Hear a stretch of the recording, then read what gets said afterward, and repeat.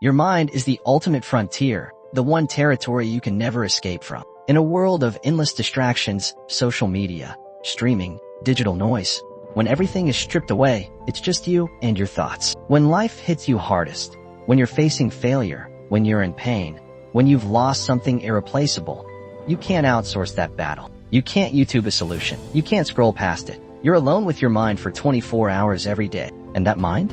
It's either working for you or against you. It's either your greatest ally or your most dangerous enemy. Most people never realize what they're truly capable of. I didn't. I spent years thinking I was giving my maximum effort, but I was barely scratching the surface. I remember when I couldn't understand what I was reading. I'd read the same paragraph over and over. Nothing. I couldn't process it. My brain would shut down, telling me, "This isn't for you. You're not smart enough." But instead of accepting that, I created a system. I started writing everything down, then writing it again and again, until the information had no choice but to stick. My mind realized, this guy isn't going to stop. We better figure this out. I couldn't swim. My body would sink like a stone. Most people quit after 3 or 4 tries. I went back dozens of times, hundreds, not because I enjoyed failing, but because I gave myself no alternative path. That's the secret. When your mind knows there's a back door, it will always look for it. But when you remove all exits, when you make success the only option, your mind adapts. It has no choice. Your comfort zone is a prison built by your own limitations. The walls aren't real. They're constructed from your fears, your excuses, your past failures. I discovered something powerful when I was struggling.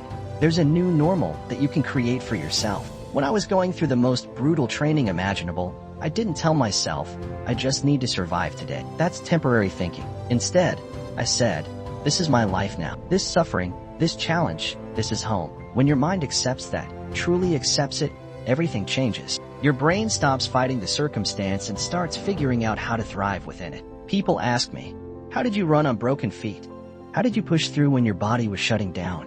Simple. I made it my new normal. I didn't see myself as broken or disadvantaged. This was just how I operated now. This was home. Most people say they're trying hard, but your mind knows the truth. It knows when you're lying to yourself. It knows when you've given yourself an emergency exit.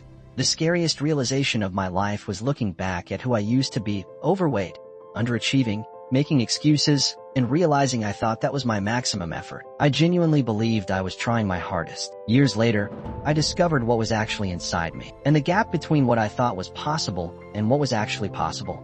It was massive, frighteningly massive. That's what keeps me up at night. Not the pain or the struggle, but the thought that most people die never knowing what they were truly capable of. They live at 40% of their potential and call it 100%. You don't discover what's in you by thinking about it. You discover it by systematically pushing yourself beyond what you thought possible, beyond what's comfortable, beyond what's reasonable. When you're truly pushing your limits, when you're truly trying hard, it's not always fun. In fact, it rarely is. That's how you know you're doing it right. There's a power that comes from knowing, not thinking, but knowing that you can endure more than most people. When you've been to those dark places and survived, you develop a kind of mental immunity. Imagine waking up at 3:30 a.m., your body broken, taping yourself together just to face another brutal day of training. Most people would see that as misery. But if you frame it differently, if you see yourself as the person who fights when others quit, who stands when others fall, it becomes a source of immense power. Your greatest power doesn't come from avoiding difficulty. It comes from facing it directly and refusing to be defined by it. Yes, I'm broken, but I'm still here. I'm still fighting. That mentality is unstoppable.